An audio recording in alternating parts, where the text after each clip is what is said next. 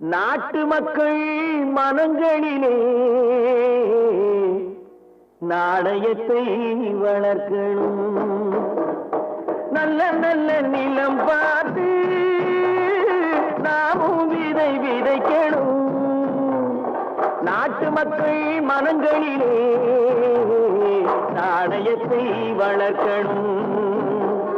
பள்ளி என்ற நிலங்களிலே கல்வி தன்னை விதைக்கணும். பிள்ளைகளை சீர்திருத்தி பெரியவர்கள் ஆக்கணும். நல்ல நல்ல நிலம் பார்த்து நாமும் விதை விதைக்கணும்.